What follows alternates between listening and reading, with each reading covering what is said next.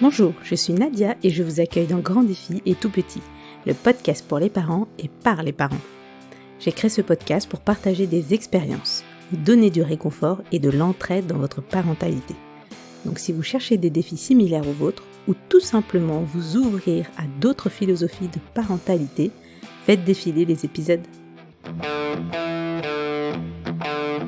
Avant de commencer cet épisode, je tiens à remercier Laetitia pour son commentaire sur Apple, où elle m'écrit « Parler de la parentalité et des challenges qui en découlent, yes please. Merci Nadia de mettre en lumière ses parents, leurs histoires, leurs difficultés parfois. C'est authentique et déculpabilisant à bien des égards et très utile. Merci beaucoup Laetitia pour ton message qui m'encourage énormément. Imaginez-vous, accoucher en plein milieu de votre grossesse, ne pas pouvoir voir votre bébé tout de suite, ne pas pouvoir le porter, le toucher, le caresser. Passer sa première nuit avec lui au bout de 3 mois seulement. C'est ce que vivent généralement les parents de bébés très grands prématurés. Ces bébés qui se battent tous les jours pour vivre. Et ces parents qui, tous ces jours, vivent avec ce pronostic vital de leur bébé mis en jeu. Mais une telle expérience bouleverse forcément la mère que l'on est ou que l'on va devenir. Lauriane nous raconte avec beaucoup de sincérité comment elle et son conjoint ont puisé dans leur confiance en leur fille pour surmonter les épreuves une à une, et comment elle a construit sa maternité par la suite.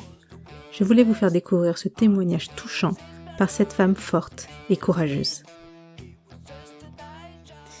Donc vas-y, je te propose de commencer par te présenter et nous décrire ta fille. Donc, je m'appelle Lauriane, j'ai 31 ans et j'habite dans le Morbihan. Je suis la maman de Liv. Alors, elle a 3 ans et demi pratiquement. Liv, c'est une petite fille curieuse, joyeuse. Elle est pleine d'énergie à la maison. Elle a également un autre côté. Elle est très sage à l'extérieur. Elle est timide, tout simplement. Elle est timide. Du coup, elle se met d'abord en retrait avant de connaître les gens et après, c'est bon. Mais elle a besoin d'un temps d'adaptation tant qu'elle ne connaît pas les personnes qui l'entourent.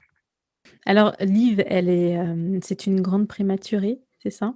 Oui, c'est une très grande prématurée. Du coup, elle est née à 27 semaines plus 2 jours. Alors, est-ce que tu peux commencer par le tout début de ton histoire, la grossesse, comment ça s'est passé, si tu as eu des MAP, comme on dit, menaces d'accouchement prématuré. Alors, donc moi, j'ai eu une grossesse parfaite au départ. Donc, les premiers mois, j'ai vraiment eu aucun souci. J'ai pas été malade une seule fois. J'étais toujours en pleine forme jusqu'au rendez-vous du 5e mois et 5e mois et demi. Et là, le gynécologue, quand il a fait les examens, il a trouvé que Liv était petite. Il la trouvait petite, qu'il y avait un léger retard de croissance. Et quand il a pris ma tension, là, ça a été la mauvaise nouvelle. J'avais beaucoup de tension. Alors moi, je mettais ça sur le fait qu'on avait beaucoup attendu dans la salle d'attente. On avait attendu plus d'1 heure, donc forcément, ça m'avait agacé, entre guillemets. Donc du coup, il nous a conseillé ce jour-là d'aller à l'hôpital faire une visite pour voir si tout allait bien. On est rentré tranquillement à la maison.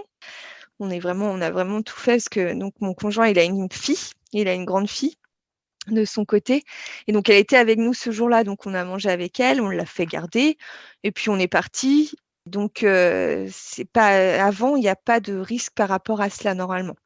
D'accord. Et est-ce que tu peux expliquer ce que c'est la prééclampsie ? Donc, c'est la tension qui augmente, les protéines dans les urines aussi qui augmentent. Et donc, c'est au final, plus le bébé reste dans le ventre, finalement, plus c'est un risque pour la maman, parce que tous les organes lâchent au fur et à mesure. Ah, d'accord.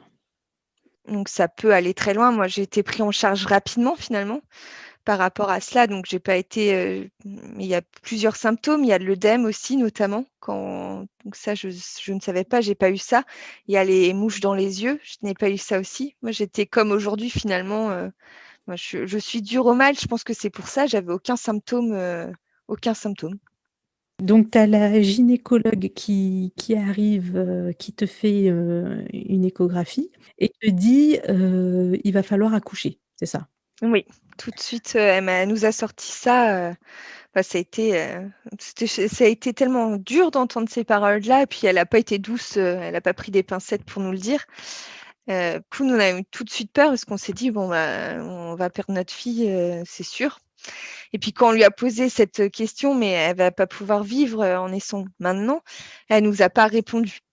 Elle n'a pas voulu nous dire si elle avait des chances de survie ou non.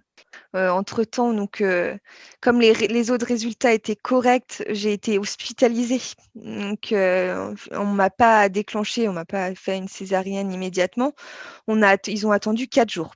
Du coup, apparemment, mon foie lâchait. Enfin, c'est pas apparemment, les résultats le prouvent, mais c'est vrai que je me sentais toujours bien. Ouais, toi, tu sentais rien, alors je sais pas quels sont les symptômes. Qu'est-ce que tu aurais dû ressentir, en fait? Ils t'ont expliqué? J'aurais dû avoir une barre au niveau du ventre que je n'ai pas eu. Mmh. J'aurais dû avoir les mouches dans les yeux et mal à la tête. J'ai pas eu tout ça. D'accord. Et puis, ou des vomissements ou autre. Et j'ai vraiment rien eu. J'ai eu aucun symptôme. Et donc pendant ces 4 jours-là aussi, c'est pour ça qu'on n'a pas, je pense qu'ils n'ont pas fait la césarienne le mercredi soir, c'est qu'on a eu la maturation des poumons à faire pour Liv. On a eu la première piqûre le jeudi et il fallait une piqûre 48 heures après. Donc le samedi, j'ai eu la deuxième piqûre pour lui maturer les poumons. Après, on a eu une des pédiatres qui est venue nous voir, qui nous a expliqué comment ça allait se passer pour l'accouchement, qui nous a dit comment ça allait se passer après l'accouchement, la prise en charge de Liv. Elle n'a pas pu nous rassurer non plus sur le fait qu'elle s'en sortirait, parce que ça, ils peuvent pas. Mais elle nous a dit, vous avez de la chance que ce soit une fille, parce qu'elles ont plus de chances de survie, a Ah priori. oui? Oui, alors on ne sait pas si c'était pour nous rassurer ou si c'est vrai. Mais tout de suite, elle nous a dit ça. Et puis, elle nous a expliqué comment ça allait se passer, qu'elle allait être mise en couveuse et qu'elle serait bien prise en charge là-bas. D'accord. Et ça t'a rassuré ça? Oui, quand même, ça, ce côté-là m'a rassurée parce qu'enfin, on me parlait quand même de l'après. On ne me parlait pas juste de l'accouchement, on me parlait de l'après et je me disais, bon, finalement, elle a quand même des chances de vivre. Elle va quand même survivre. C'est vrai qu'autrement, on n'avait aucune. On se disait, elle l'avait estimée à 500 grammes. On se disait, mais c'est pas possible. 500 grammes, c'est pas possible. C'est une plaquette de beurre. On se disait, c'est pas possible. Mmh. À la naissance, elle faisait combien, Liv? Elle faisait 620 grammes. Ouais, donc pas beaucoup Ouais. plus. Non, elle faisait que 620 grammes. C'était un petit bébé. Et donc tout le monde le disait, hein. Et moi, quand je l'ai vue la première fois, bah pour moi non. Elle était normale, elle n'était pas petite. Elle était pas petite. Je pourrais pas l'expliquer parce qu'effectivement, quand je revois les photos, je me dis oui, elle était petite, mais non. C'était, je pense, le cœur de maman. Elle était parfaite. Oh, c'est bien que tu as ressenti un peu le coup de foudre à l'accouchement quand même. Oui, oui. Bah, c'est le Mmh. lendemain que je l'ai ressenti, hein, parce que je l'ai pas vu le jour de l'accouchement. Alors raconte-nous un peu comment ça s'est passé. Donc au bout du 4e jour, ils vous Oui. ont dit, c'est le soir même ou ce sera le lendemain? Non, bah ils sont arrivés, l'équipe est arrivée, on nous a dit que c'était tout de suite. Je me suis pas à l'accouchement en lui-même, je me souviens exactement de tout, hein. On m'a fait ma péridurale, on m'a ouverte, ça je le sais. Mais en 1 heure de temps, elle était là, elle était arrivée.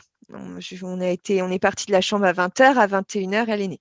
Ça a été une césarienne en urgence, du coup, parce que comme elle était petite, ils ne pouvaient pas déclencher par voie basse. Bon, bah, c'est une naissance assez, particulière. Après j'imagine que tu peux pas comparer, mais tu dois te dire quand même que c'est particulier ce que tu as vécu?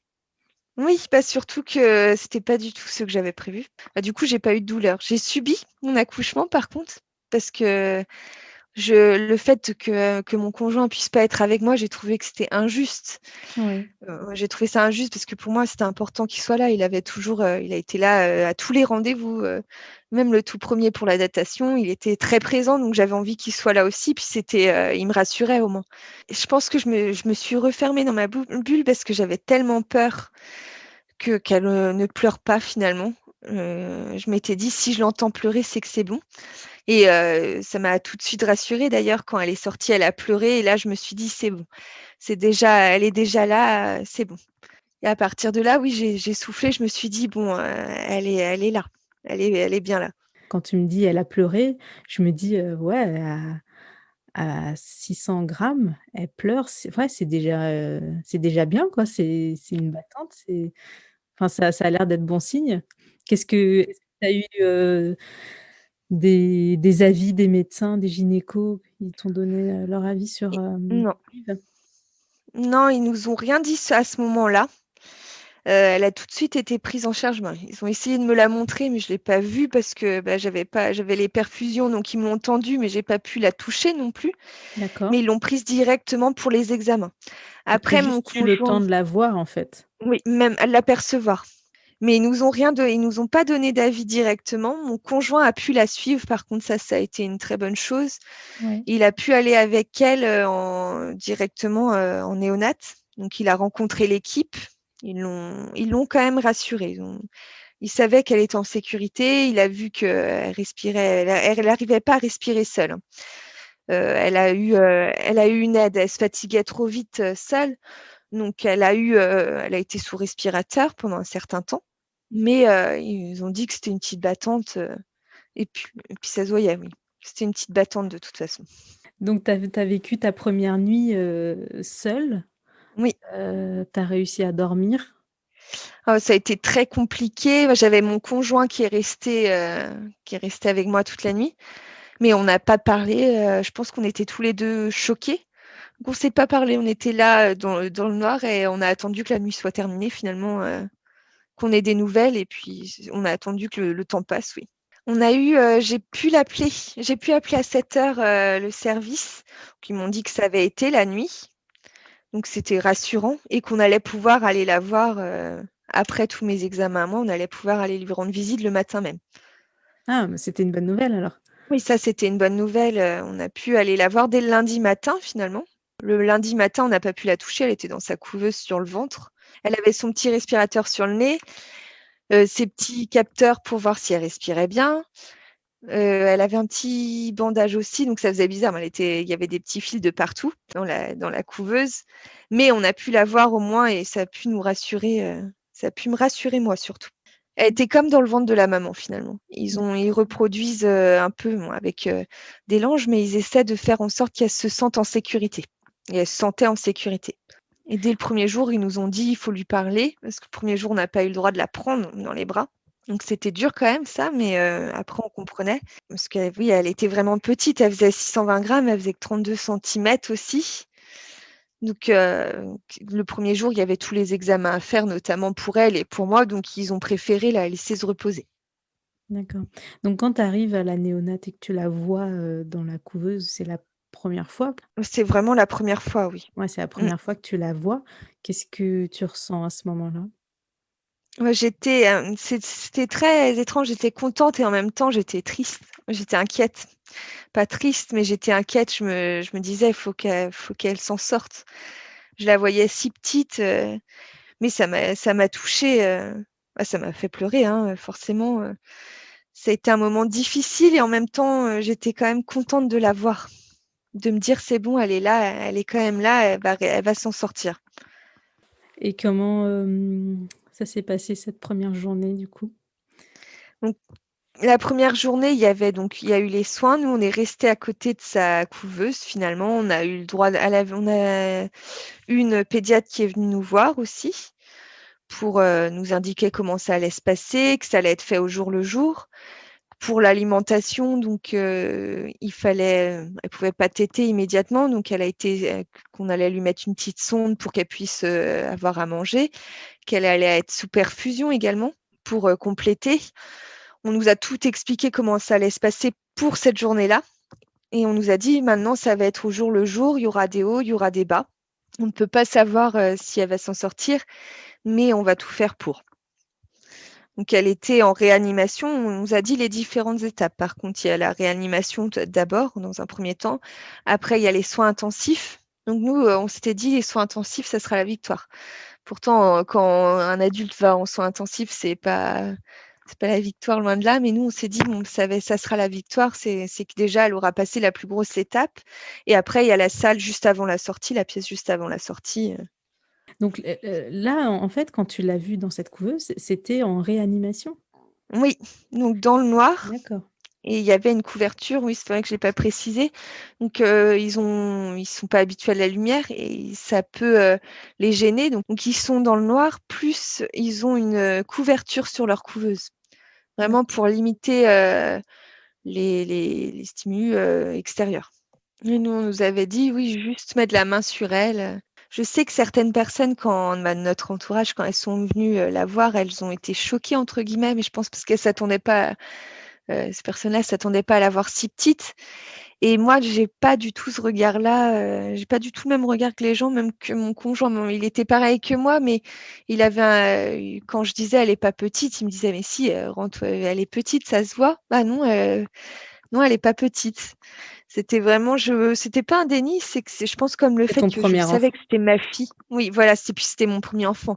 Après, je voyais, du coup, les autres bébés, je les trouvais gros, entre guillemets, je les trouvais gros, oui. Je me disais, ils sont vraiment gros. Bah, c'est normal, tu compares à ce que tu as vécu et toi, ton premier bébé, ta première expérience, c'est une grande prématurée donc ouais, forcément, les autres bébés, tu dois tous les trouver, oh là là, ils sont énormes.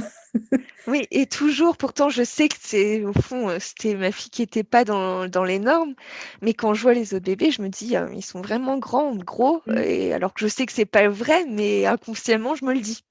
Alors tu l'as peut-être dit, mais je l'ai pas noté. Donc elle avait une aide respiratoire et est-ce qu'elle avait aussi, quelque chose qui lui donnait à manger? Oui, elle avait donc, elle a été nourrie, par sonde. Mmh. Elle avait 1 millilitre par repas au départ. Donc c'était mon lait, mais 1 millilitre. Ouais, donc elle prenait ton lait et puis, par contre son système digestif, il fonctionnait? Je veux dire, elle faisait des selles, elle évacuait le méconium et cetera? Alors, on a eu un petit ça a été compliqué au départ par rapport à cela. C'est pour ça qu'elle avait vraiment que 1 millilitre. Elle a été constipée au départ, donc elle a eu des médicaments par rapport à cela. Elle a eu une coupure de l'alimentation aussi, parce que les selles n'arrivaient toujours pas, donc ils ont arrêté de lui donner à manger pendant plusieurs jours. Bon, elle était Mmh. avec les perfusions. Clairement, que ce soit le papa ou moi, on a pleuré tous les 2 quand elle a eu ses premières selles. Donc, pourtant c'est bateau, hein, c'est courant, mais on a été soulagés à chaque fois. C'était des petits moments de joie, de bonheur. On se disait: «Bon, ça, c'est déjà gagné, on avance». On a eu les 3 premières semaines où c'était un parcours stable et au bout de 3 semaines, on a eu, des soucis au niveau de l'alimentation. On a eu également, au niveau de sa respiration, de l'oxygène, du taux d'oxygène dans le sang, c'était pas bon. Donc du coup, ils ont dû la transfuser une première fois. Donc là, ça a été, au bout de 3 semaines, nous, on se disait: «Bon, ça va mieux» et ça a été la petite piqûre de rappel finalement, pour nous dire: «Bah non, elle est pas encore sortie, d'affaire». Donc elle a été transfusée, ça lui a fait beaucoup de bien et on est reparti sur des bonnes bases. Elle a dû être transfusée 2 fois en une semaine d'intervalle. Donc elle a failli être intubée aussi, du coup. Et là, on se disait, moi, je voulais surtout pas ça. C'était quelque chose que je voulais pas parce que intuber, c'est encore plus compliqué après pour la suite. Ouais. On voyait d'autres bébés et on savait que c'était compliqué plus pour eux. Donc on voulait surtout pas ça, on voulait éviter ça. On s'était dit, elle a réussi jusque-là à respirer seule, il faut pas qu'elle, bah, seule, avec l'aide, mais seule quand même. L'intubation, elle aurait été sédatée vraiment du matin au soir et on voulait pas ça. Donc on a échappé à ça. Au bout de la deuxième transfusion, elle a commencé à remonter la pente et à aller mieux. Alors après, ils ont donc commencé à vouloir la sevrer, bah, la laisser sans respirateur. Donc nous, entre-temps, on avait eu les premiers pots à pot. Dès le deuxième jour, dès le mardi, j'ai pu la prendre en pot à pot toute la journée. Ah, c'est bien ça, parce que ça peut aider à ce qu'elle se sente bien, qu'elle se sente rassurée. Mais elle était bien. Et puis pour l'alimentation, d'ailleurs, c'était beaucoup plus simple quand elle était sur un nous. Ça passait beaucoup mieux. On ne sait pas pourquoi, mais je pense que c'était le fait d'être en sécurité, de se sentir bien. Donc si on l'avait en pot à pot le plus souvent possible quand tout allait bien. Quand tout allait bien, on l'avait du matin au soir, des fois jusqu'à tard le soir. Là-dessus, l'équipe était super bien. Ils nous l'ont laissé le plus souvent possible. On venait le matin, on l'avait dès le matin, nous deux, et l'après-midi, on changeait. c'était le papa ou moi qui la prenions. On avait vraiment cette chance-là de pouvoir la prendre dès que ça allait bien, de la prendre en peau à peau. C'est bien ça. Du coup, elle était en peau à peau sur toi. Liv, elle faisait que dormir, j'imagine? Oui, oui, elle faisait que dormir. Elle avait des moments d'éveil? Oui, elle avait un peu de moments d'éveil, mais elle était calme. Dans l'ensemble, elle était calme, mais les puéricultrices nous disaient que c'était impressionnant la différence. Elle était bien sur nous. Au niveau de la respiration, ça allait, la machine l'aidait que quand elle avait besoin, finalement, et ça allait mieux. Dès qu'elle était sur nous, ça allait mieux. Mmh. Ouais, comme quoi la magie du pot à pot, c'est enfin la magie des parents aussi, mais rien que quand ils sont là, c'est ça qu'il lui faut, quoi. Elle était, 4 mois dans ton ventre, c'est ça qu'elle voulait, en fait. Oui, voilà. Et puis, donc, quand ça allait pas, on allait quand même, parce qu'on passait nos journées, on allait du matin jusqu'à tard le soir là-bas. Et on passait nos journées avec elle. Si on pouvait pas la prendre dans les bras, en peau à peau, on restait à côté de sa couveuse à lui parler. On ne sait pas si elle nous entendait avec tous les bruits des machines, mais on restait à lui parler, lui parler. Et on se disait, quand tu seras en meilleure forme, on fera ci. Quand tu vas sortir, on va te mettre dans une belle petite chambre. On lui expliquait tout. On lui parlait toute la journée. C'est bien ça. Ça permet de te projeter aussi, toi, Oui, voilà. d'organiser un peu les choses et alors, du coup, la nuit, vous rentriez chez vous? Oui, toutes les nuits, on rentrait chez nous.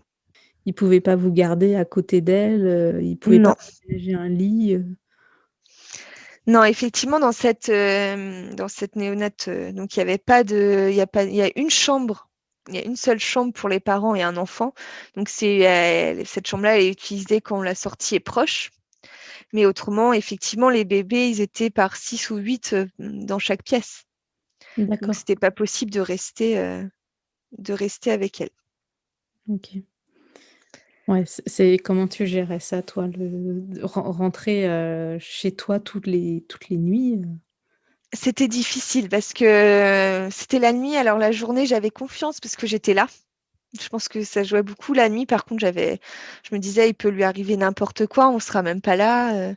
Mais du coup, j'appelais, si vraiment j'étais pas rassurée, si la journée n'avait pas été si bonne que ça au niveau de son état, j'appelais à 1 heure du matin, j'appelais à 4 heures des fois parce que je tirais mon lait.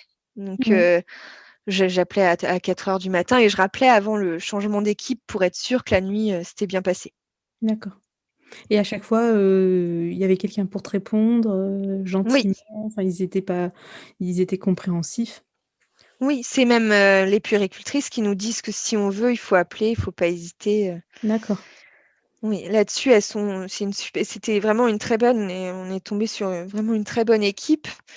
Elles nous ont rassurés, elles ont fait en sorte qu'on se sente bien aussi et qu'on puisse faire le maximum de choses avec notre fille, même si elle était hospitalisée. OK. Tu parlais de tirer ton lait, ton allaitement, la montée de lait, tout ça, ça s'est passé, de manière «normale» entre guillemets? Oui, Ouais, donc ça a tu été naturel. Mm. ouais, donc tu t'es pas posé une seule question, tu t'es dit: «Je vais lui donner mon lait»? Alors, à la base, j'avais prévu de pas l'allaiter, hein. Si elle était née à terme, je pense que je l'aurais pas du tout allaité. Mais un bébé prématuré, donc, a besoin d'avoir du lait maternel. Donc, si c'était pas mon lait, ça aurait été le lait d'une autre maman, puisqu'ils auraient demandé dans les banques de lait, ils auraient pris du lait maternel d'une autre maman.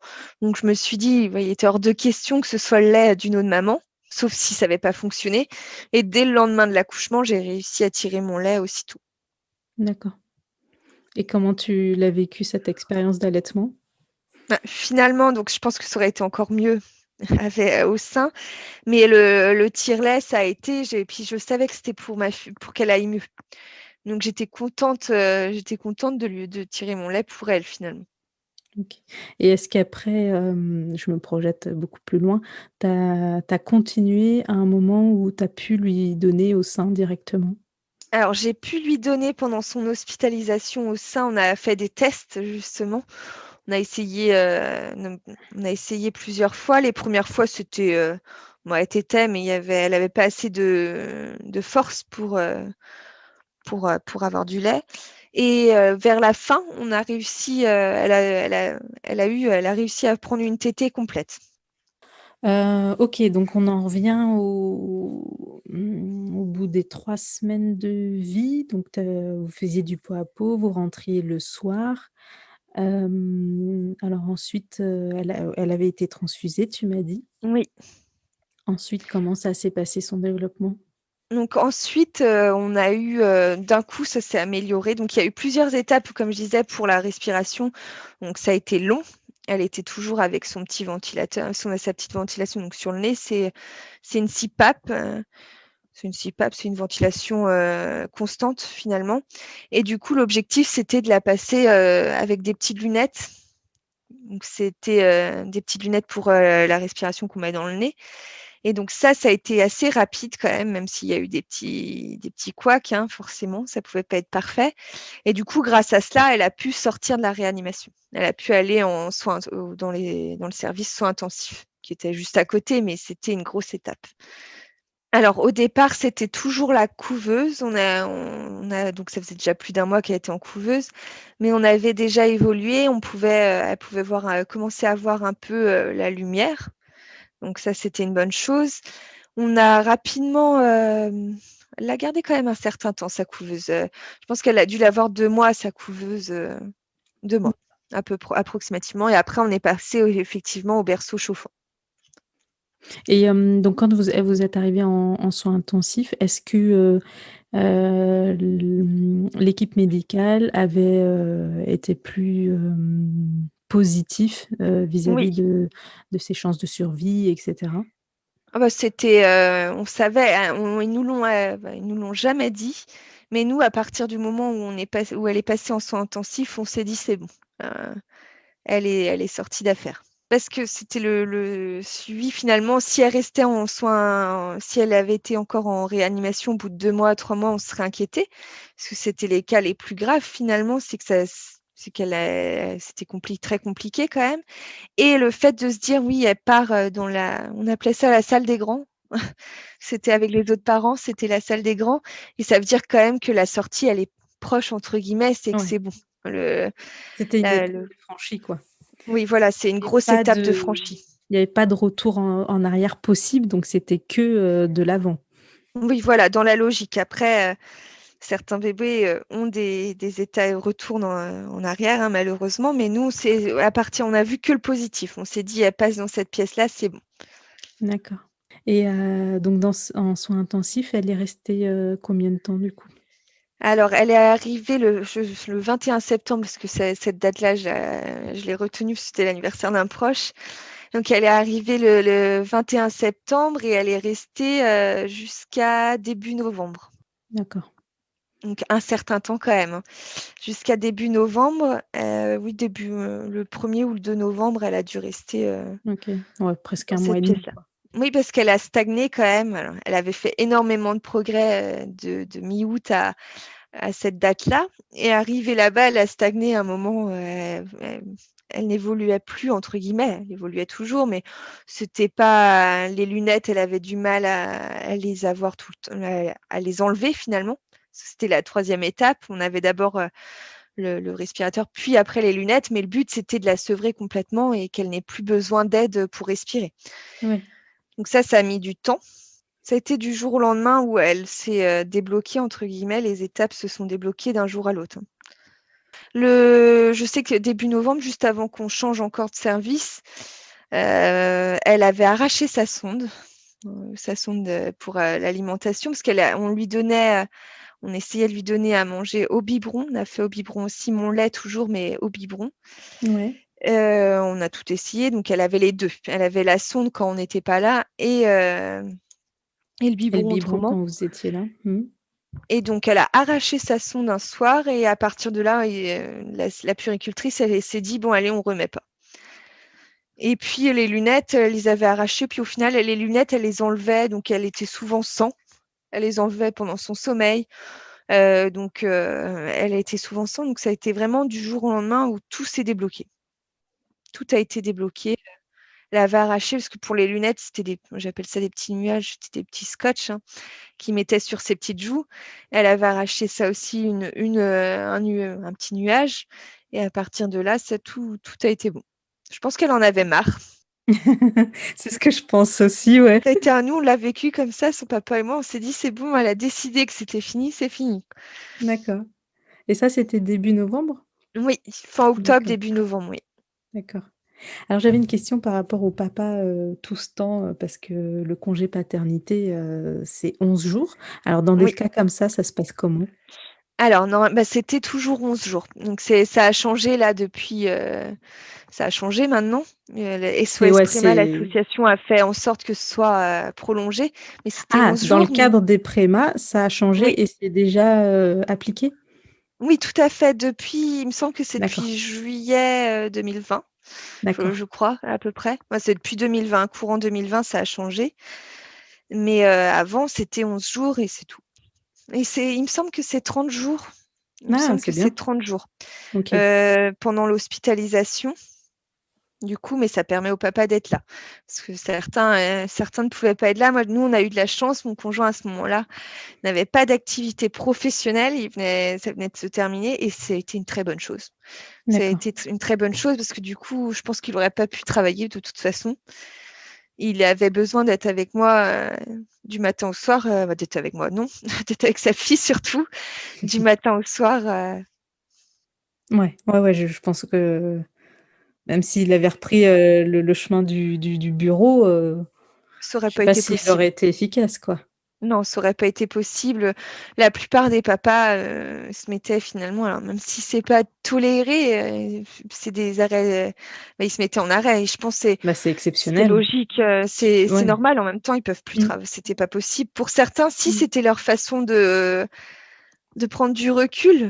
Pour Ouais. certains papas, mais ils sont pas tous pareils, entre Ouais, guillemets. Moi, ouais. je sais qu'il aurait pas pu être sans sa fille une seule journée. Ouais, ouais, je comprends. Ouais, c'est clair, chacun le vit comme il veut et ouais, je peux comprendre qu'il y en ait qui ont besoin de retrouver le bureau, mais et ouais, il existe aussi des papas qui pourraient pas et qui auraient juste besoin d'être là, quoi. En même temps, c'est le pronostic vital de Liv qui était en jeu chaque jour, Oui, donc voilà. c'est pas rien Oui. et donc tout ce temps, jusqu'à novembre, est-ce que, ton entourage, a pu voir Liv? Tu parlais de la fille, de ton conjoint, sa première fille? Oui, elle a pu la voir, elle a pu la voir en réanimation exceptionnellement, parce elle avait ce besoin. Parce que les enfants, normalement, n'ont pas le droit d'aller en réanimation, d'aller voir leur petit frère ou leur petite sœur en réanimation, puisque ça peut être choquant pour eux, finalement, avec toutes les machines, tous les bruits. Ça l'a beaucoup touché. Parce que déjà, je pense que ça lui a perturbé aussi son programme parce qu'à 11 ans, elle se disait 3 jours après, normalement, on était censé partir en vacances. Finalement, elle s'est retrouvée à devoir aller chez sa grand-mère et chez sa tati en urgence. Donc, on s'est dit que c'était mieux pour elle qu'elle soit pas là les premiers jours, puisque de toute façon, son papa n'était pas présent. Il était avec moi à l'hôpital et puis c'était préférable s'il y avait le moindre souci. Donc, sa mamie et sa tati sont venues la chercher dès le jeudi. Mais du coup, elle avait besoin d'être rassurée. Elle avait besoin d'être rassurée, oui. C'est sa petite sœur, d'ailleurs, toujours, c'est sa petite sœur, voilà. C'est vraiment sa petite sœur. Elle a d'autres frères et sœurs de l'autre côté, mais elle est partie, elle était très attachée à elle dès le départ, finalement. Elle était contente quand on lui a annoncé qu'elle aurait un petit frère ou une petite sœur. Donc elle attendait que ça. D'accord et donc si on en revient, à début novembre, où elle était en soins intensifs, du coup ça elle a enlevé sa sonde, elle a enlevé son aide respiratoire, donc là comment ça s'est passé après les prochains jours? Alors après, elle est sortie de cette pièce-là, elle est allée dans la dernière pièce juste avant la sortie. Ouais.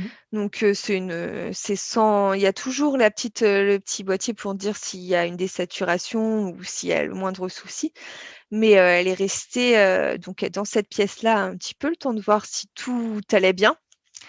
Donc, et puis on devait dormir une nuit avec elle à l'hôpital pour voir aussi de notre côté si on avait des appréhensions ou autre. Donc finalement, elle est arrivée, je crois que c'était le lundi qu'elle a dû arriver dans cette salle-là. Le jeudi soir, on devait dormir avec elle. On avait également tous les autres examens qu'on n'avait pas fait à la naissance, voir pour la hanche, si elle avait la hanche bretonne, si tout allait bien. Mm. Et donc, le jeudi soir, on a dormi là-bas, on a dormi avec elle à l'hôpital. Ça s'est très bien passé cette nuit-là. C'est la Et le première vendredi nuit que matin, tu passais oui, avec elle? oui, c'était vraiment la première nuit complète. On n'a pas beaucoup dormi parce on était contents. C'était surtout ça, on était contents. Et puis, on avait Ah, c'est un lit, même une pas place elle pour qui deux. vous réveillait? Ah non, c'était même pas elle. Nous, on était émerveillés finalement. On la redécouvrait, on était contents. On était contents. Et le vendredi matin, on nous a dit, bon, bah, c'est aujourd'hui la sortie. C'est aujourd'hui. Donc, on s'attendait pas à ça. Ça a été vraiment, on était contents. On savait que ça allait être proche, mais on s'attendait pas à ce que ce soit directement après la nuit passée.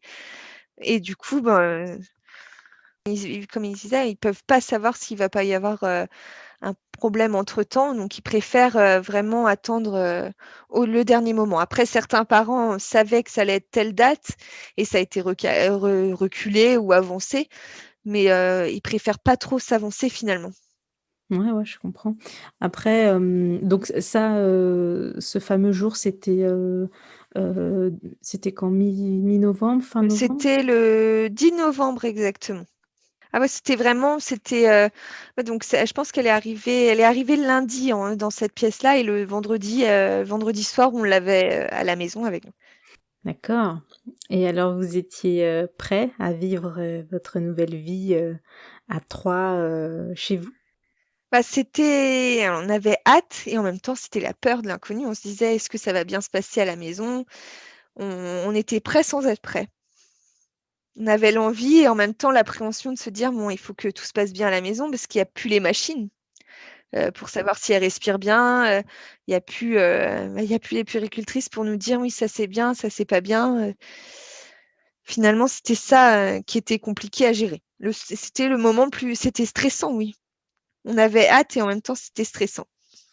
Et vous aviez un suivi à domicile pour essayer de vous rassurer justement sur ce côté-là? Oui, on a eu une fois un suivi et on a eu une fois un suivi parce que la puéricultrice était venue nous rendre visite à la maison, une des puéricultrices qui s'occupait d'elle.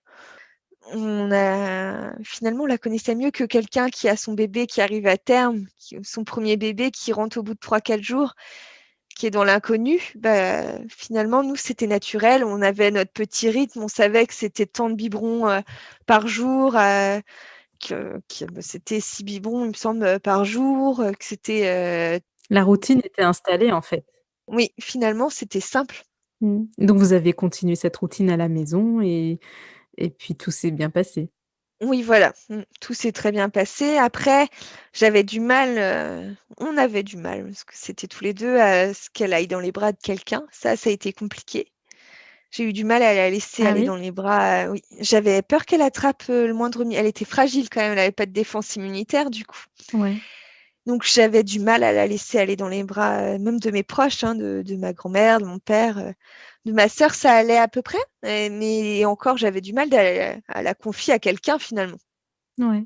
autre que son papa ou moi. Oui, parce qu'elle était, fragile quand même, elle l'est plus là normalement, mais elle était très fragile des poumons. Ouais. Ils étaient pas encore, donc elle avait des risques de bronchiolite, et je voulais pas revivre une hospitalisation. Je pense que c'était ça. Je voulais tellement pas revivre une hospitalisation et puis ils nous ont formaté aussi. Ils nous ont dit de faire attention, de pas l'amener dans les magasins. Ça, on n'avait pas l'intention. Mais c'est vrai que du coup, on avait peur, de la laisser dans les bras. Surtout moi quand même, je reconnais que c'était surtout moi. Ouais, je Et comprends heureusement après. qu'elle est pas née en période covid là, parce que je pense que personne l'aurait vue encore du coup. Moi, je pense que s'il y a des prématurés qui naissent en ce moment, ouais, ça doit être un peu ça, hein, coupés du Oui. monde, puis il vaut mieux pour eux. Oui, voilà. Après, au fur et à mesure, au printemps, ça a été plus simple. Quand il y avait moins de microbes, ça a été beaucoup plus simple, où je demandais aux gens de se laver les mains devant moi, quand même. Donc voilà. Et puis si quelqu'un était malade, nos amis, on s'était dit ça, si vous êtes malade, ben, on vient pas. Si on est invité chez vous, on préfère annuler. Et puis Bah ouais, c'est normal. et on a gardé ça finalement. On a toujours gardé ça, que ce soit. Bon, après, maintenant, elle est plus autant fragile. Puis avec l'école, de toute façon, elle est malade régulièrement. À 3 ans et demi, elle est malade régulièrement, de toute façon. Voilà, elle peut plus y échapper, hein. Voilà.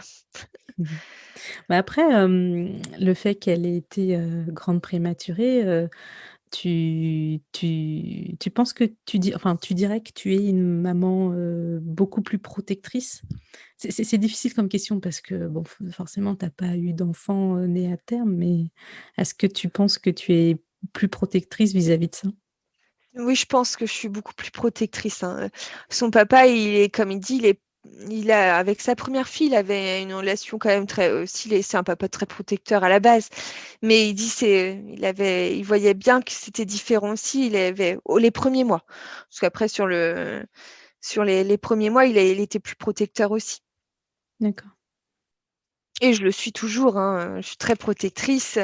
D'ailleurs, j'ai peur de ça. Je me dis, il faut pas qu'on lui fasse de mal, entre guillemets, même à un autre enfant, parce que je pense que je suis une personne très calme et tout, mais il faudrait que l'enfant il s'excuse, ou ça me fait énormément peur. Ça, je me dis, à mon avis, je m'énerverais rapidement pour rien, parce que c'est des enfants, mais je la surprotège un peu, oui. Je la surprotège un peu. Je vois bien au jeu, quand on va au parc de jeux, je lui fais pas faire tout ce que les autres enfants font.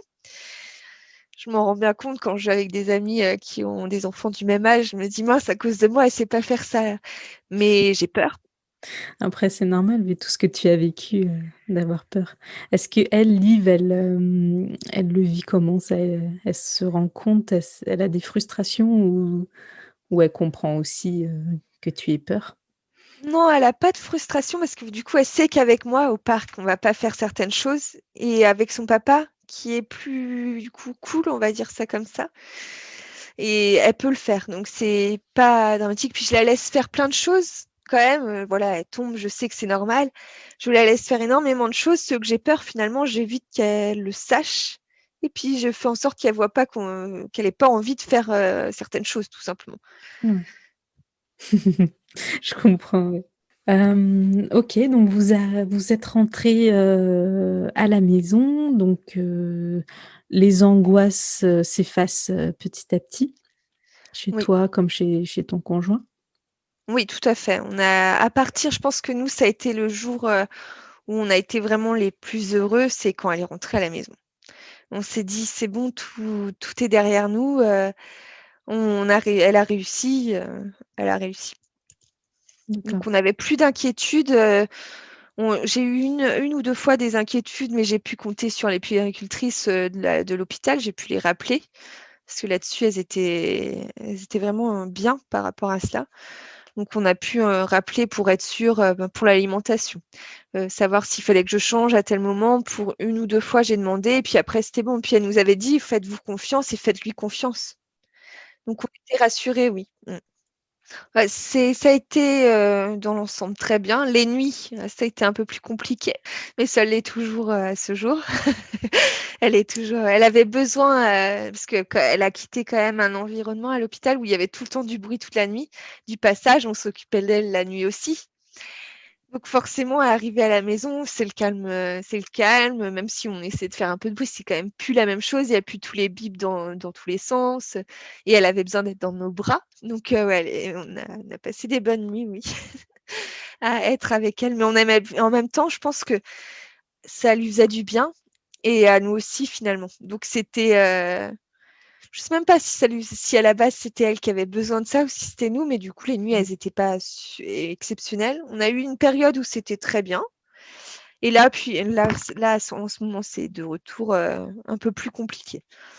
Elle le dit, j'ai besoin d'être avec vous. Bon, et le tout, c'est de pas céder. C'est pas évident, ouais, avec tout le vécu que vous avez. Et alors vous faisiez du cododo ou elle était dans sa chambre? On a fait du cododo jusqu'à 1 an et demi à peu près, jusqu'à ce qu'on déménage. D'accord. On a redéménagé, quand on a déménagé, on s'est dit, il faut surtout pas qu'elle redorme dans la même chambre que nous. Et elle avait 1 an et demi passé, oui. Et du coup, elle a très bien dormi toute la nuit dans sa chambre. Je pense qu'en fait, c'était nous qui la gênions dans son sommeil, tout simplement. Mais moi, j'avais trop peur de la laisser seule dans sa chambre toute une nuit, c'était pas possible. Et le fait de déménager, on s'est dit, bon, allez, on y va, on va bien voir. Et finalement, oui, ça s'est très bien passé. Et pour toi, ça s'est bien passé cette première nuit où elle était seule dans sa chambre?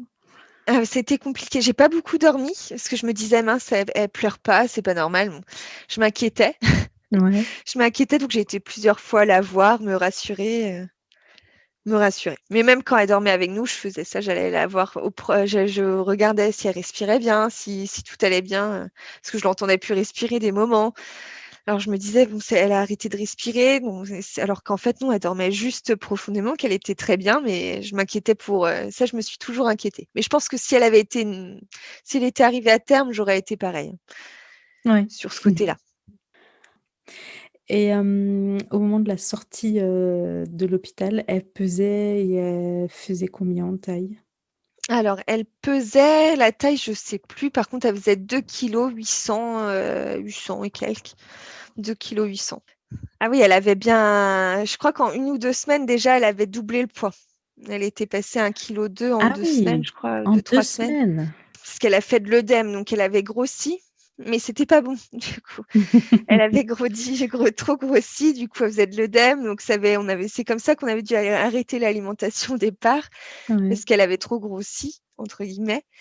Donc, mais elle a grossi en 3 mois, oui, elle a réussi quand même à prendre un poids, le poids de son terme. Je pense qu'elle aurait fait 2,8 kg à la d'accord. naissance. Ouais, c'est impressionnant, hein, enfin, quand tu as les images encore plus, mais ouais, ça a dû être impressionnant de voir un tout petit, bébé de 600 grammes, passer à 1,8 kg en 2-3 semaines. Ah oui, non, ça a été très C'est rapide. mmh, Ça a été très rapide. Elle a pris quand même rapidement. Après, elle a stagné, c'est ça. Elle a stagné, mais c'est comme les étapes pour les bébés. En général, c'est ça finalement, même les enfants. Ils vont franchir une étape, après ils vont stagner pendant un moment, et puis du jour au lendemain, ça va de retour évoluer. ouais. Et est-ce que toi, tu as eu un suivi particulier, tu as eu une césarienne, mais vis-à-vis de la prééclampsie après l'accouchement, est-ce que tu as eu quelque chose de particulier? Alors, j'ai pas eu un suivi, j'ai eu le suivi classique finalement. Bon, après, ils ont vérifié par contre que tout était bien revenu à la normale. Mais j'ai pas eu de suivi particulier. Je vais en avoir un maintenant finalement, parce que j'aurais dû voir un néphrologue, mais j'ai jamais vu de néphrologue pour les reins, notamment. C'est Parce que quoi un ça peut néphrologue? toucher. C'est pour les reins, c'est pour voir si les reins sont touchés. D'accord, Et il faut que je dois rencontrer un cardiologue pour voir si tout va bien au niveau du cœur quand même. d'accord. Donc 3 ans après, tu as un petit bilan à faire? Oui, voilà, j'ai un petit bilan pour voir si tout est bon de mon côté. OK. Et notamment parce que j'ai quand même gardé une tension élevée par moment. Donc, donc, du coup, ils préfèrent vérifier que tout est normal, qu'il n'y a rien d'anormal finalement, que tout va bien. Du coup, vis-à-vis de Liv, quel a été, ou quel est toujours son suivi, depuis la sortie de l'hôpital, à aujourd'hui? Est-ce que tu as des examens, particuliers, plus fréquents, plus poussés? Alors oui, j'ai les visites habituelles. Jusqu'à ces 2 ans, on avait 2 fois par an un suivi en plus. Moi, au début, c'était tous les 3 mois. Et après, ça s'est espacé au fur et à mesure avec le CAMS. Je ne sais pas si tu vois ce que c'est. Non? Avec le CAMS, c'est avec une pédiatre aussi, mais spéciale, une neuropédiatre, et avec l'hôpital, la pédiatre qui la suivait pendant sa néonate, qui suit en fait l'évolution. En plus, on a des petites cases à cocher pour voir si elle fait bien ça en âge corrigé et non pas en âge réel. Ah, il regarde toujours en âge Et corrigé? avant, jusqu'à ses 2 ans, il faisait ça. Jusqu'à ses 1 an, D'accord, il faisait ça. Et d'accord. après, donc c'est différent maintenant. Il regarde plus ça, mais il regarde si effectivement à 3 ans maintenant, si à 3 ans elle fait bien ce qu'un enfant de 3 ans fait finalement. Mmh. Donc, il vérifie ça. Là, on a déjà eu le rendez-vous. Tout était très bien. Elle a rencontré une orthophoniste aussi. Elle a un suivi quand même plus poussé, mais c'est ce qu'on veut aussi finalement pour pas passer à côté de quelque chose. Bon, même si tout va bien, ce qu'elle disait, il y a des moments, elle était finalement plus en avance, entre guillemets, hein, parce que c'est comme tous les enfants, ils évoluent sur une chose et avant un autre. Mais par rapport au tableau, elle était sur certains points en avance.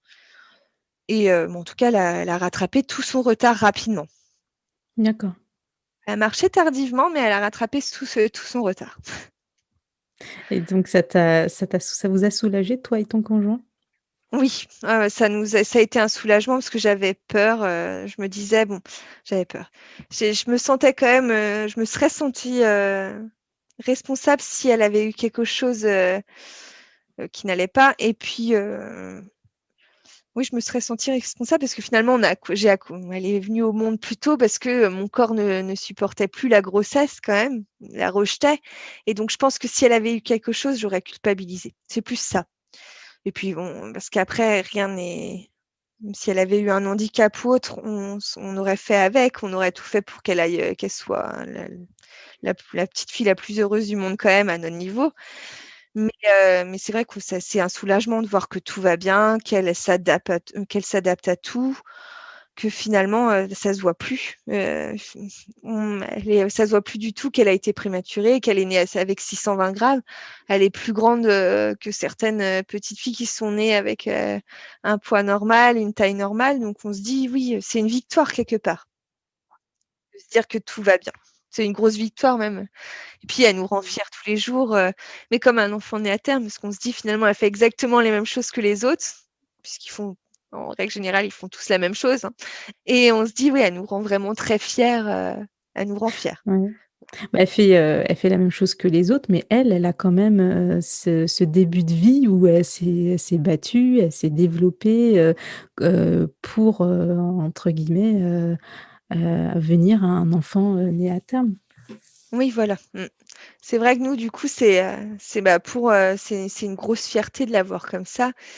Et puis, notre entourage, certains, ils nous ont toujours dit, ils nous l'ont dit longtemps après, parce que sur le moment, ils nous ont dit quand ils l'ont vue, ouais, ils s'attendaient pas à ce qu'elle devienne la petite fille qu'elle est devenue. Pour eux, elle allait pas s'en sortir.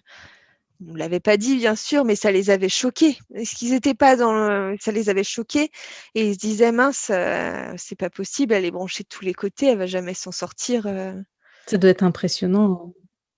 Bah, pour les gens extérieurs, oui, c'est choquant. Pour les parents, finalement, c'est pas choquant parce qu'on est direct mis dans le bain, entre guillemets, si je peux dire ça comme ça, mais on est directement mis dans le bain. Et on se dit, bon, bah, c'est comme ça de toute façon et pas autrement. Mais ça choque forcément les autres personnes extérieures, ça peut les choquer. Ouais. Moi, j'imagine que ça me choquerait parce que rien que quand je vois des photos, de grands prématurés, avec, bah, comme tu dis, branchés de partout, moi, ça m'impressionne de voir, ce petit être qui se bat pour rester en vie, enfin, ouais, si je le voyais en vrai, je pense que je serais aussi choquée que ton entourage. Oui, c'est après, oui, je pense que c'est et puis c'est choquant. Je pense que je l'aurais vécu dans ce sens-là. J'aurais été voir, un bébé, ça m'aurait fait de la peine même finalement, je pense. Ça m'aurait touchée. Ouais. Là, quand c'est son enfant, c'est différent, mais on est dans une bulle, en fait. On ne pense plus qu'à son enfant et puis le reste, Et peut-être que tu penses qu'au positif aussi pour aussi envoyer des ondes positives à ton bébé qui ressent tout au final, c'est des éponges donc oui, c'est ce qu'on nous avait dit. Nous, on ouais. a craqué, hein, on a tous les que ce soit le papa ou moi, on a tous les 2 craqué à un moment donné. Jamais on n'a pas craqué au même moment, c'est ça qui est bien. C'est que quand il y en a un qui commençait à être pessimiste, finalement, l'autre, il le remontait, il disait: «Mais non, ça va aller», même si on ne pensait pas forcément. On se remontait comme ça et quand on était devant elle, en tout cas, c'était toujours, «On va faire ci, tu t'en sors bien, tu es une battante, ça va aller mieux». On n'a jamais, abordé le côté négatif avec elle. Voilà, on s'est toujours dit: «Si on est avec elle, si on la prend dans les bras, c'est que mentalement on est bien et qu'on se sent capable de rester avec elle 3 heures, 6 heures et qu'elle soit contente, qu'elle ressente pas une pression finalement. Ouais. Ouais, je comprends. Est-ce que vous avez eu de l'aide, je veux dire, soit de votre entourage, soit de l'aide, de professionnels? Est-ce qu'on vous a suggéré ça? Alors oui, on nous avait conseillé, de l'aide, avec une psychologue. Elle était venue nous voir d'ailleurs et on a refusé. Finalement, nous, on a été complémentés. Je crois que bon, ça fait un certain temps qu'on est ensemble quand même, mais ça a été, une révélation. Pourtant, ça faisait déjà longtemps, mais on s'est tellement soutenus qu'on avait besoin de personne, on avait besoin de personne. On nous avait conseillé pourtant de voir une psychologue ou autre et non. On a réussi, on se parlait à tous les 2, à notre entourage proche aussi et avec ça, ça a été, moi j'avais lui, il avait sa mère et sa petite sœur qui étaient très proches, plus nos amis. On avait nos amis qui étaient très proches, qui nous donnaient souvent des nouvelles, qui faisaient en sorte de nous inviter le midi à manger, pour qu'on puisse manger tout simplement, pas tous les midis, mais ils ont toujours tout fait. Ils ont fait en sorte qu'on puisse quand même couper des moments de l'hôpital, qu'on puisse parler de livres tout simplement. Moi, je sais que j'avais ma grand-mère, mon père et ma sœur qui ont été très proches, qui ont été présents d'une grande aide finalement, plus que ce que je pouvais m'attendre. Ils ont été super avec nous. On n'avait pas le temps de se faire à manger, donc on a eu quand même des petits plats avec ma grand-mère. Oui, ils ont été super, ils ont fait en sorte qu'on soit bien. Mmh. Ouais, bah, c'est tant mieux. Enfin, c'est super de ne pas avoir, à avoir besoin d'une aide professionnelle. Vous vous êtes complétés et puis au final, vous vous en êtes ressortis, encore plus soudés. Oui, voilà, exactement. Parce que c'est qui tout double, elle nous avait prévenus, c'est pour ça qu'elle disait que ça pouvait être bien de rencontrer, quelqu'un de compétent par rapport à cela et nous, c'est vrai que ça a été, on s'est vraiment soudés. Et même à l'heure d'aujourd'hui, on est plus soudés finalement qu'avant et pourtant ça faisait déjà longtemps qu'on était ensemble, mais ça nous a renforcé notre relation finalement, on sait qu'on peut compter l'un sur l'autre. Finalement, c'est ça, même dans la difficulté. Parce que certains papas ou certaines mamans vont prendre du recul, vont pas réagir de la même façon et puis, certains ne veulent pas qu'on en parle. Je sais que c'était ça quand je regardais les témoignages, certaines personnes, ils en parlent pas entre eux et je pense que c'est l'erreur finalement. C'est mieux de tout se dire et puis ça permet d'avancer. D'accord. Ouais, c'est intéressant ce que tu dis. C'est vrai qu'il faut se sentir libre de parler de tout dans son couple et même dans des moments, compliqués comme ça, de parler de toutes ses peurs, toutes ses angoisses pour pouvoir déjà, ça fait du bien d'en parler, de les Oui, sortir. voilà. Mmh. Ça fait déjà, un poids en moins. Bah, ça remonte tout de suite le fait d'en parler finalement, de vider son sac, ça permet de se remettre, dans le bon côté des choses, de repositiver, de réattaquer et de se dire: «Bon allez, on y va, on pense qu'à elle» et puis il y avait ça aussi, c'est qu'on avait une grande confiance en elle. C'était qu'un petit bébé pourtant et on avait confiance en elle.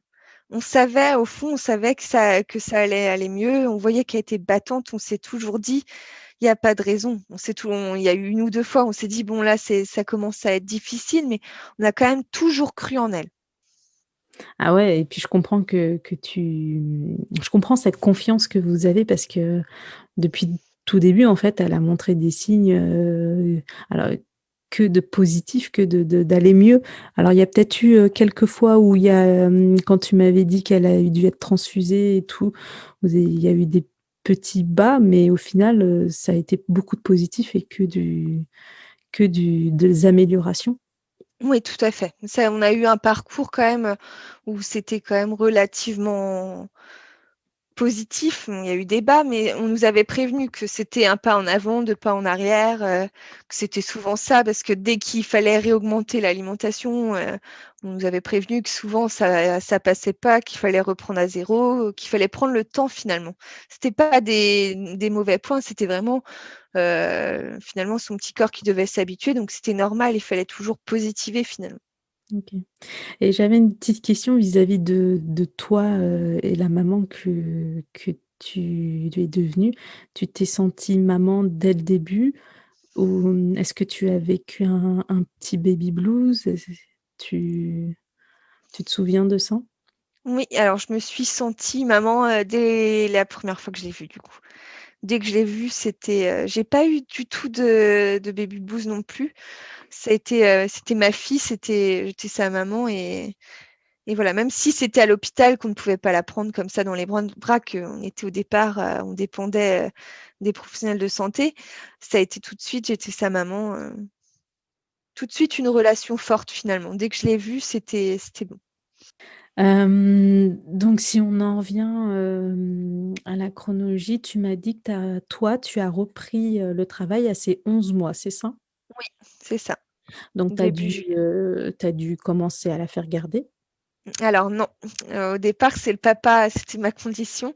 Le papa l'a gardée tout le mois de juillet, parce que j'étais en vacances en août et comme ça a commencé en septembre, l'assistante maternelle. Elle avait pas le droit d'aller en collectivité, elle avait pas le droit d'aller à la crèche, dû à ses problèmes de santé. Ça, il était hors de question, donc j'étais rassurée au moins, mais ça a été dur. La séparation a été très difficile. Ouais, quand même. Pour moi, pas pour elle, mais parce Pas qu'elle avait pour que elle? moi je pense pas, mais elle était avec son papa, donc je pense que ça allait. Ouais. Mais pour moi, c'était très compliqué, oui. Et c'est la première fois qu'elle voyait des enfants, de son âge, j'imagine, quand elle est allée chez la nounou? Oui, finalement, oui, parce qu'elle voyait, les autres, ils étaient plus grands. Ça s'est super bien passé, ils ont tous créé, ils s'entendent tous très bien finalement, parce qu'ils se voient encore le mercredi et c'est vrai qu'ils s'entendent tous très bien. Ils ont tous les mêmes âges, 3 ans, entre 2 ans et demi, 3 ans, parce que certains, ils ont pas encore leurs 3 ans, Mmh. mais ils s'entendent tous très bien. Elle s'est adaptée rapidement là-bas. Au départ, elle était toute sage.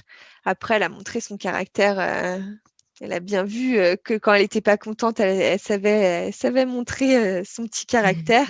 Quand elle est pas contente, elle le montre là-bas aussi.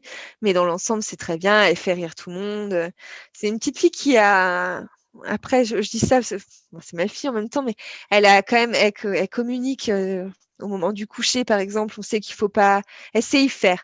Elle sait quand elle a décidé qu'elle devait faire rire quelqu'un, elle va faire rire, tout le Un monde, hein. petit clown. Ouais, c'est un petit clown finalement, elle a pris ce côté-là, elle a je ne sais pas de qui exactement, mais c'est vraiment un petit clown, elle sait y faire. Et même avec l'assistante maternelle, parce qu'elle disait, même son mari, des fois ils se disent: «Mais c'est pas possible, elle peut pas, il y a des moments, ils peuvent pas être sérieux avec elle, c'est pas possible». Ah, ça doit être, animé aujourd'hui, à la Oui. maison. Oui et puis on l'a toujours stimulée. Alors c'est ça aussi, on l'a toujours «stimulée» énormément entre guillemets, hein. Pas surstimulée, mais on a fait en sorte, de l'aider à se développer. On a toujours essayé de jouer le plus possible avec elle pour qu'elle rattrape son retard quand même au départ. Donc je pense à force, ça l'a elle est habituée à avoir toujours, des activités à faire avec papa ou maman. Et est-ce qu'aujourd'hui, à 3 ans, il y a encore des étapes particulières où il faut faire attention, un suivi médical, spécifique? Alors oui, pour l'instant, donc elle va être suivie, avec le CAMS, donc jusqu'à ses 7 ans, une fois par an pour, vérifier que tout va bien et après on nous avait dit donc que ça serait à ses 6 ans qu'on verrait vraiment s'il y avait pas un trouble au niveau, de l'écriture peut-être, au niveau quand elle va faire son entrée, au CP, voir au niveau de l'écriture, de la lecture, s'il y a pas quelque chose, mais à première vue, tout va bien, avec la maîtresse actuelle. Bon, elle est qu'en petite section, mais elle nous dit: «C'est une petite fille qui a exactement le même niveau que les autres enfants de sa classe, qui ont le même âge». Donc elle dit: «Il y a aucune elle se concentre, elle est calme». Donc elle voit pour l'instant, elle voit aucun problème. Tout va bien pour le moment. Mais ce sera à surveiller pour être sûr. Parce que nous, on ne veut pas passer à côté de quelque chose. On se dit, sans la prématurité, sans être préma, déjà, elle peut avoir un trouble, elle peut être dyslexique ou autre. Des fois, ça met du temps à se détecter et c'est difficile pour l'enfant. Je pense que c'est comme ça qu'il a du mal qu'il n'aime plus l'école, hein. Certains enfants, ils n'aiment plus l'école à cause de ça. Donc on veut vraiment être vigilants, nous aussi, de notre côté pour être sûr, que tout aille bien. Mieux, c'est super. Juste pour terminer, tu sais, je demande à tous mes invités, quel a été leur défi facile. Alors, lequel a été le tien vis-à-vis de Liv? Alors, c'est une question difficile, je trouve, parce que je trouve que les défis, si ça a été quand même le fait, la rentrée scolaire, là, ça a été le plus facile. J'ai réussi à la lâcher, entre guillemets, bon, parce qu'elle allait déjà chez l'assistante maternelle, mais à ne pas avoir peur, à avoir confiance en elle, malgré qu'elle ait mis du temps à s'adapter à l'école quand même. Ouais. Et je l'ai trouvée, elle s'épanouit tellement que je crois que ça va être ça le défi le plus facile, de moins m'inquiéter pour elle maintenant quand même. C'est Ouais. ça, ça va être Et ça. ses premiers jours à l'école, elle a eu pleuré ou pas du Elle tout? a pas du tout pleuré, c'est alors son premier jour à l'école, en plus avec le protocole, il y avait qu'un des 2 parents qui pouvait y aller. Donc le papa m'a laissé faire sa première rentrée, il m'attendait dehors et elle a pas du tout pleuré, même elle s'en «fichait» entre guillemets que je la laisse. Elle était contente, quand c'est moi qui ai craqué finalement, elle était en pleine forme. Elle était super contente, tout de suite à l'aise quand même, avec les jeux, avec ce qu'il y avait, moins Ouais. avec les autres enfants, mais elle a pas craqué, elle a pas du tout craqué. C'est bien, ça a dû t'aider aussi à avoir, confiance en elle et partir plus Je sereinement? pense. Oui, mais tu vois, dès que j'ai rejoint son papa, j'ai pleuré, mais je pense que c'était un mélange de tout, de joie, de stress, de tout. Ouais. C'était tout se mélangeait, toutes les émotions se mélangeaient. J'étais pas triste, mais c'est une étape de plus dans sa vie, mine de rien, Ouais. c'est plus un bébé, voilà. Faut se rendre compte de ça. Ouais, c'est ça, peut-être le plus dur, c'est qu'on se rend compte qu'ils sont grands. Oui, voilà, c'était des fois quand je la vois là, je me dis: «C'est pas possible, elle grandit trop vite» et elle sait d'ailleurs, elle nous dit: «Je sais que je dois pas grandir trop vite». Ah je c'est marrant ça, de venant d'une petite fille de 3 ans. Oui, non, parce qu'elle sait que, c'est dur des fois, selon ce qu'elle nous sort, je me dis: «C'est pas possible, elle a que 3 ans», mais oui, en fait, oui, elle a 3 ans. Elle a plus 2 ans, elle a plus 1 an, elle a 3 ans. C'est la fin de cet épisode riche en émotions. Merci Lauriane pour ton témoignage fort et touchant. Liv est une petite fille extraordinaire et qui m'impressionne. Je vous souhaite à toute votre famille que du bonheur. Si cet épisode vous a plu, n'hésitez pas à me laisser un commentaire et 5 étoiles sur Apple Podcast. Ça m'aide beaucoup en visibilité et surtout ça me motive à fond pour continuer ce podcast. Vous pouvez aussi me retrouver sur Insta, vous pouvez me taguer sur cet épisode en story et je vous repartagerai. J'ai lancé aussi une newsletter pour vous en apprendre plus sur mes invités et partager d'autres podcasts dans le même thème. Le lien pour s'inscrire est dans la description. Si vous avez également des sujets qui vous tiennent à cœur et que vous souhaiteriez voir traités dans un prochain épisode, vous pouvez me l'indiquer en commentaire Apple ou sur les réseaux sociaux, je les prendrai en compte. Portez-vous bien et à très vite.